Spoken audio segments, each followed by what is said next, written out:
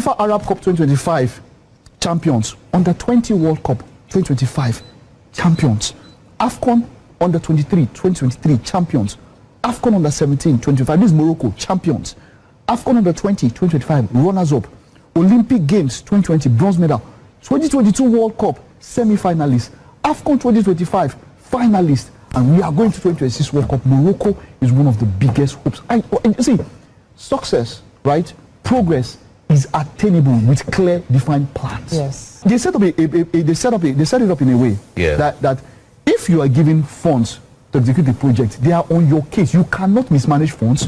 You cannot, if you try it, you know those guys. أؤكد بأننا سنواصل مسارنا أحب من أحب وكره من كره رغم انزعاج الأداء وحسد الحاقدين. Congratulations to the government and the people of Morocco for having put up a very good event hosting other countries from Africa. Despite the drama, the controversies and all the theatrics, I think this was a very successful AFCON, and also kudos also to CAF, the Confederation of African Football. Have you ever seen anything like that, Stuart? I think whenever you order your players off the pitch, personally, I think you should forfeit the game. I don't think it's right. I don't think, I mean, if the referee orders your team off the pitch for any reason, we understand that. But I didn't see the issues that they took the players off the pitch for being that contentious that I thought, oh, he's got a point there. I could see why he done that. I think it just shows so badly on football. I mean, I hesitate to think what would have happened thereafter had the game been abandoned at that stage. Now, if the game had been forfeited in the eyes of officialdom. It's poor conduct. I mean, we're seeing managers go over the top, but this manager's gone a little bit too far. Now, I assume his assertion is that the home nation are being given preferential decisions, i.e. a bad decision they felt was a bad decision, disallowing a goal for them in terms of a player that was pushed and not necessarily pushed, and then the penalty they felt was soft. Yeah. So what do you do? Is that what you do now? Is that what we do now in major tournaments? You take teams off a field.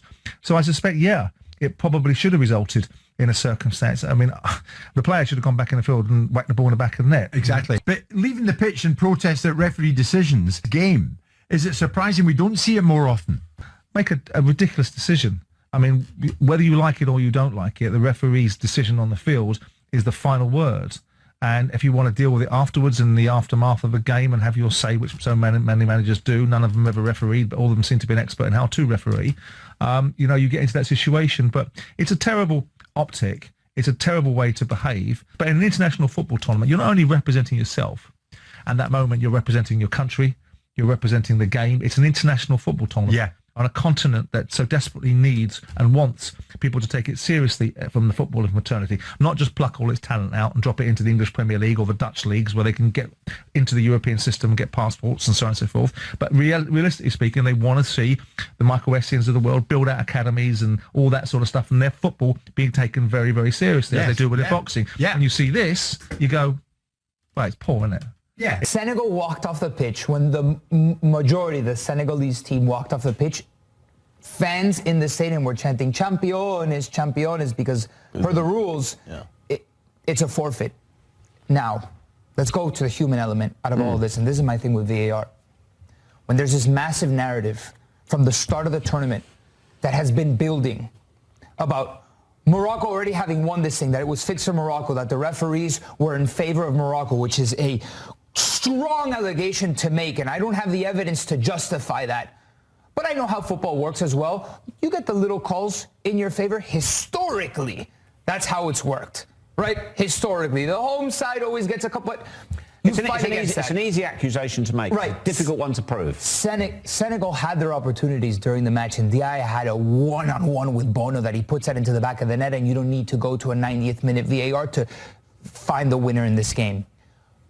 But with all of that building up, and you get a VAR call, which the fans don't see, there is a human reaction, which I don't justify, and in fact, I highly condemn the way that the Senegal fans behaved, because it was bad. The way that they went after the police, like people were hurt. It was not a good look at all. That happens, right? it happens. You get a VAR call like that. Your mind only thinks on like reading between the lines. Oh, they're working this for in favor of Morocco. So but it's still, again, I don't justify it. It was wrong for Senegal to walk off the pitch. I'm just thinking off the top of my head. I'm talking more about what has been buzzing on social media. People saying that Morocco tried to buy the cup.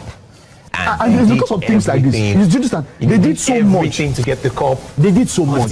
Brahim Diaz said, you know what?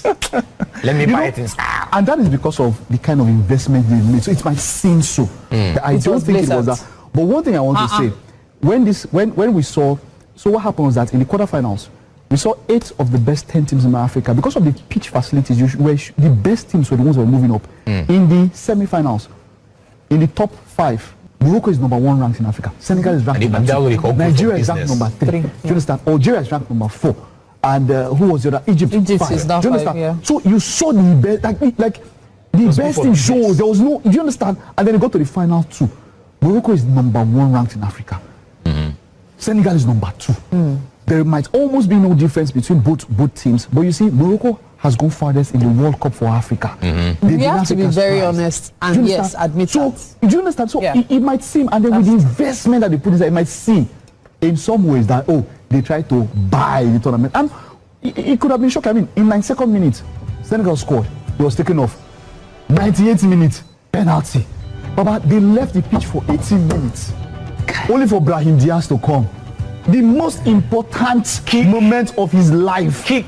I believe there will be sanctions. Like, it's only logical, right? And I think that's a reality. Yeah, but what sanctions? I mean, it would be an incredible call to take the trophy off of them and eliminate it. They won't do that.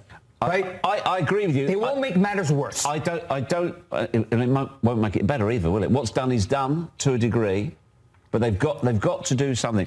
I've got no idea what they do. And you'd hate to be the person who says, yeah, rules are rules, you're out. Trophies Morocco's. No, but I think you need to set a strong precedent. But what because now if you open the door to a team not being okay with... Don't like a decision, we're walking off. Decision, you walk off the pitch and there's no repercussions, that sets a horrible precedent. Because I think now with VAR... If you were a skeptic before, with VAR, it's gotten even worse. So as FIFA or CAF, as governing bodies of the sport, you need to uphold a certain standard of respect towards the game. I think the manager will be suspended. I think players will be suspended. That walked off? What players, so you're talking start of the World Cup, they can't select the players, their first 11. You look at the laws and I think they violated a law. Oh, no, Nico, I don't disagree. I think what happened was terrible. It was a really bad look for football. Yeah. It's a terrible thing. How are we applying? It's a terrible thing that happened. It's what should the repercussions be? That's the question here. And what are the repercussions that are at a level that is suitable for the misdemeanor? What is it? If they suspend all the players that walked off, what were there 4 that stayed on the pitch? That's automatically, they have to cede the game to France anyway, right? Senegal is in trouble. Yes, you heard me right. Senegal is in big trouble. Because of the actions they took during the Morocco-Senegal final match, FIFA is considering banning Senegal from football. Morocco took FIFA and CAF, and it did not end there. FIFA has suspended Senegal's coach. It still did not end there. They are set to fine Senegal thousands of US dollars. I even heard that the fine might even be bigger than their AFCON prize money. Senegal is in problem. FIFA is, trying to exchange Senegal with Nigeria, meaning if Senegal is disqualified, Nigeria will automatically qualify alongside DR Congo. Senegal coach Pape Fior faces a World Cup ban after chaotic scenes during his side's African Cup of Nations final win over Morocco. Senegal supporters throwing objects. Fiora apologised in a TV interview after the match, but his press conference was cancelled following a fight in the media room. Disciplinary matters fall under CAF, but FIFA President Gianni Infantino condemned the behaviour of Senegal players and staff. Infantino said the scenes were unacceptable and called for disciplinary actions. Fiora is expected to receive at least a touchline ban and a fine, with full suspension possible. Senegal do not play until the World Cup, meaning any ban would be served at the tournament. So AFCON FIFA could ban Senegal from playing the World Cup after walking off the pitch during the AFCON final. Very good decision from FIFA. As a Nigerian, I 100% stand with FIFA. Send them away from the World Cup. Ban them and give their spot to the next African country in line. I don't know the next African country in line, but ban them and give their spot to that team. Yes! We cannot condone such disrespect to African football. Such disgrace. How can you walk off the pitch just because a decision not go your way? If FIFA allow Senegal get away with this, you know, they set a precedence that once things don't go your way in African football, you can just walk off the pitch. I mean, in an AFCON final, how can you let this slide? It cannot happen. But that got to be the maddest of the lot. Craziest final. What I would say though is, I thought the Senegalese coach got that completely wrong. I thought he was well out of order. Out of order, yeah. What, for asking him to march off? Yeah, because what are you doing, bro? They've yet to take the penalty. Lots of players miss penalties, especially in pressure moments. Why are you walking off? Because in doing so, he probably didn't realise it. You forfeit the game. Now Morocco are lobbying for them to take that win away from Senegal on the grounds that by walking off the pitch, you basically forfeited the game. That was a silly thing to do. So to go back to the final and the competition, first and foremost, the competition was outstanding. Outstanding. Morocco did a great job in terms of the infrastructure, the stadium, the hotels were excellent. Now we go to the final. What you saw, the reaction of the team of Senegal wanting to leave the field was wrong. That's not the image that you want to give, not only for African football, for any football. You don't want to do that. That happened in a very quick moment, okay? Very, very, very quick. Some of the guys, obviously you can see the coach was like, we need to go inside. Sadio Mane called them back. Brahim Diaz obviously misses it, trying to do a panenka. Morocco is a wonderful country. And why do I say so? Over the past 5, 7, 10 years, their investment in football infrastructure has been mind-blowing. Yes. Absolutely. You know something I love about these countries and which we can learn from is how when they make up their mind to invest and to improve their country, they go all out. And they understand how important sports is to society. Yeah. They develop sports academies, big ones, and so it has shown. If you notice that the recent awards, tournaments, the next AFCON that's coming, Morocco is still hosting it. Yeah. They've hosted 2 AFCONs, they've just been hosting and why?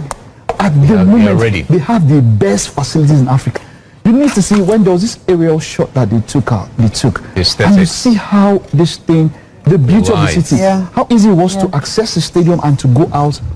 In spite of whatever people might say, I want to use this point and say, look, there's a lot the rest of Africa can learn from what Morocco did for this AFCON 2025. I think what Mike is trying to say here is more on the aesthetics and the work put into making the stadiums look as amazing as they look. Because trust me, let's not forget that some people did not just travel just for the games. Some people went to Morocco just to enjoy the ambience of the beautiful environment that comes with watching this football. Before American government sent in a bid to host the World Cup, were they not aware that once you are hosting the World Cup, people from all over the world, especially the countries that have qualified to play the tournament, have advantage to travel? Look at what Morocco did. Do you know that Morocco gave visa free for many people? Morocco made it easy. In fact, they developed an app. How do they call that app? They made an app that is very easy for anybody to just get visa to travel to Morocco. You just need to sign up in that app. You are going to Morocco, and that is the beauty. The country experienced a lot, And people that went to Morocco, they enjoyed themselves. And that is the beauty of the African Nations Cup. That is the beauty of football. It's not just about the tournament. It's about the ambience. But America seems not to understand that. Because what is this? In as much as I'm happy that Ghanaians are not going for the World Cup, I'm ashamed that this thing is happening to African countries. So for me, I feel like all the African countries actually need to learn. You need to learn about not just in maintaining the, whatever standards you built, but also making sure that you put effort into making it easy as accessible as possible, making the place as beautiful as they can. Look at the lights now. Look at the opening, the performance and everything. It was an amazing. Even from watching from my house, I was like, wow. It was, 16 years ago, they invested in a $65 million Mohammed VI Football Academy. It is on a 30-hectare site, training pitches, luxury hotel, fitness center. The hotel is said to be a 7-star hotel, right? World-class facility. The goal was to develop the next generation of stars and bring back talent born abroad. Vivir esta experiencia ha sido una de las más maravillosas de mi carrera. Me voy absolutamente enamorado de Marruecos, de su gente, de la calidez, del trato, de la hospitalidad, del respeto y de las tantas cosas más que nos han dado en estos prácticamente 10 días que hemos estado aquí. Me sorprendo de la belleza paisajística del país. Creo que hemos recorrido algunas ciudades de las cuales quienes venimos del Río de la Plata no estamos acostumbrados. Por ejemplo, Rabat, una ciudad que no tiene construcciones demasiado elevadas, no muy altas, por el contrario, más bajas, pero muy bonitas, muy cálidas, con sensaciones de arropar a quienes venimos de afuera, muy espectacular y muy sensacional. Estas imágenes y todo lo que nos ha dejado esta final. Oiga, y para completar, hoy la FIFA festeja, porque hoy salió el escalafón FIFA, de que Marruecos fue una de las selecciones que más subió, que llegó al 9º lugar, que regresa después de muchos años a los 10 primeros. Entonces, fiesta por el lado de la FIFA, felicitando ese gran crecimiento de Marruecos, que avanzó tanto a pesar de no ganar la Copa Africana. En materia deportiva, le comentamos que el presidente de la FIFA elogió la organización de la recién finalizada Copa Africana de Naciones, que se efectuó en Marruecos. Gianni Infantino, presidente de la Federación Internacional de Football Association, FIFA, expresó su orgullo por el importante desarrollo que presenció en la infraestructura futbolística del continente africano. Infantino aprovechó la participación en una reunión de intercambio de conocimiento que efectuó la FIFA en Rabat para agradecer a Marruecos por la organización de la Copa Africana de Naciones. Entonces... Sí, octavo lugar. Al octavo lugar. Sube Marruecos, su mejor posición desde el 93. Ahora está en el top 10 después de 26 años. Y Senegal sube 7 puestos y va al puesto 12. Pero lo de Marruecos, o sea, valgan verdades, es merecido, creo, en el tema deportivo, ¿no? Que esté en esta posición porque ha venido acumulando logros y creo que ha venido jugando de una forma muy buena, si se puede decir, ¿no? El proyecto de Marruecos viene desde hace 4 años, Qatar 2022, recuerdan esa selección que de pronto el técnico los deja en fase de grupos, el asistente técnico toma el equipo, le dan seguimiento a los futbolistas, le dan un seguimiento también, le dan fortaleza también a su base, justamente donde ellos entrenan, como aquí tenemos el CAR, ahí tienen su base de entrenamiento, las canchas están increíbles justamente, ahí se jugó el Mundial Sub-17 de hace un año, entonces, insisto, yo creo que Marruecos está alzándose en el tema económico porque están invirtiendo, Andrés. Game, like, what do you make of this? Do you understand, trying to bend the rules to your favor? No, is it acceptable? This is just kind of lawless nonsense. You can't have this. This is the amateur leagues where players are going for a pint after the game, and they've got, it's their day job. This is the elite tournament in AFCON for the continent of Africa, and we have this. I mean, as petty as it is, that there wasn't an isolated incident. Yes. You can't have that. You just can't, and you can't have a team walking off because they don't like a refereeing decision either. So there's a lot of people in the wrong here. But that's ridiculous. That is absolutely, as petty as it looks, it is ridiculous It's of no level whatsoever. I mean, the worry, I think, as well, Stuart, is this could, I hope it doesn't, but it could start something of a trend. If the game's going against you, you don't get the decision you want. This was going to be the last kick of the ball in normal time, and Diaz missed it. But Senegal got ahead of that and said, no, we're not having it off. Yeah. I wonder what the repercussions of this will be going forward, because are they prepared to just leave it as is?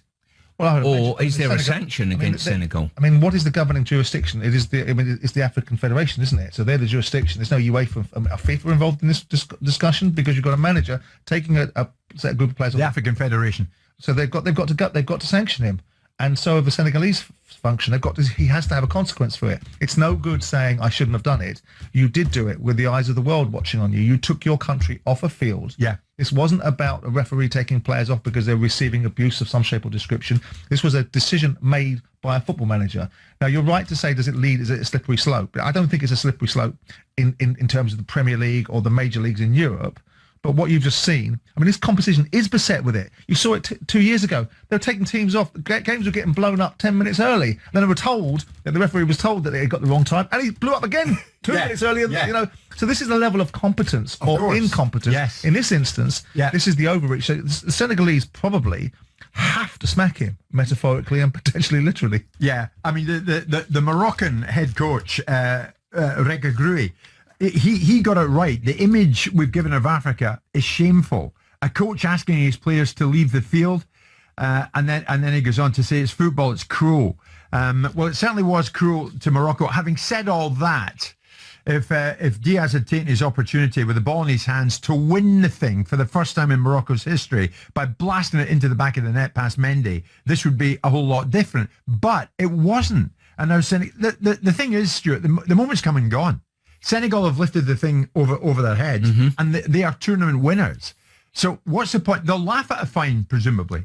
Well, I don't think it'll be a fine. It might well be beyond a fine. For me, I think there's got to be a ban for either the manager or alternatively the nation itself, ultimately. So what that will be and what that will look like, or whether they'll just bury their head in the sand and just ignore it and move on, who knows? Yeah. I mean, how would you feel winning a final like that?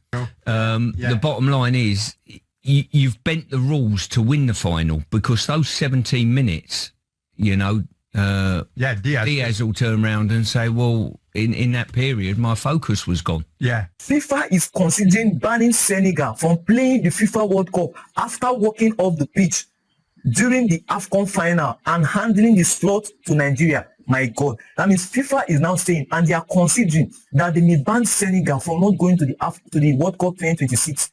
Remember, Senegal has already qualified for the World Cup 2026 in 2025. And because of the incident that happened in the AFCON final between Senegal and Morocco a few days ago, when Senegal, walked out of the pitch because of the problem and everything that was happening, FIFA is now considering banning Senegal from playing the World Cup and then giving the Senegal slots to Nigeria. I understand what Senegal did was very wrong. Okay, what Senegal did was extremely wrong to walk out of the pitch. It is not professional at all. It is like spoiling football, the name of football, and giving bad name to Africa. You understand? That is unprofessional. Eso que conoces de Marruecos, ¿no? De definitiva, todo este proyecto que hay a nivel de selección, también a nivel de clubes. Yo le contaba a mis compañeros que es impresionante ver los pibes jugando en cada pedacito de pasto que hay un gurí con una pelota, ¿no? Algo que de pronto antes era como propio, como de Sudamérica. Sí, este es el deporte nacional de Marruecos. Marruecos es un gran país que ha crecido en los últimos años de una manera exponencial, tanto en el plano económico como en el aspecto del deporte, del fútbol sobre todo.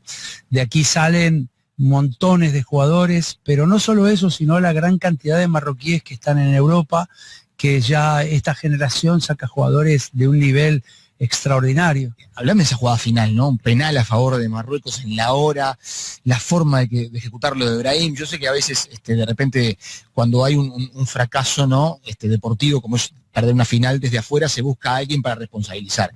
Pero fue una jugada muy puntual, ¿no? Es una penita porque había un país detrás de esta Copa de África con una ilusión enorme. Lo que ha hecho Marruecos con la modernización de sus estadios, estas ciudades que son maravillosas, que son ejemplares, digamos, de alguna manera, porque tú ves, yo llevo dando vueltas por el mundo hace muchísimos años y Marruecos, pensamos, es hace 30, 40 años y era un Marruecos distinto. Este es un Marruecos moderno, industrializado, y que ha hecho un esfuerzo espectacular en sus estadios. Es uno de los mejores estadios del mundo, es algo impresionante, desde el parking hasta los vestuarios, hasta el campo, todo es maravilloso. Pero bueno, el fútbol ganás o perdés, y entonces, pero yo creo que el trabajo de Marruecos es sensacional. La verdad es que me fui maravillado también de la ciudad de Tánger, a donde estuvimos recorriendo el estadio que hasta ahora es el más grande de todo el territorio marroquí, del reino marroquí, un estadio sencillamente espectacular, muy preparado para competencias internacionales de nivel FIFA. Fuimos desde Rabat hasta Tánger en el tren de alta velocidad, fue una experiencia maravillosa también, así como recorrer la Medina aquí en Rabat, un mercado espectacular que tiene absolutamente de todo para recorrer, para conocer y para comprar. También los trabajadores son muy respetuosos, hay una industria muy interesante desde el punto de vista del comercio allí en la Medina. ¿Qué decir de la ciudad de Casablanca? Una ciudad absolutamente dedicada a los negocios, al ámbito empresarial, pero que lleva consigo una de las maravillosas construcciones del mundo, que es la mezquita. La mezquita de Casablanca es extraordinaria. Me voy contento, me voy feliz de esta experiencia. Me voy muy agradecido de todos ustedes, los marroquíes, de quienes nos recibieron, de quienes nos invitaron, de quienes nos hicieron pasar de los mejores días que hemos podido conseguir aquí en este país, y el deseo de poder volver a un país del cual me voy absolutamente enamorado. أؤكد بأننا سنواصل مسارنا أحب من أحب وكره من كره رغم انزعاج الأداء وحزن الحاقدين. والسلام عليكم ورحمة الله تعالى وبركاته.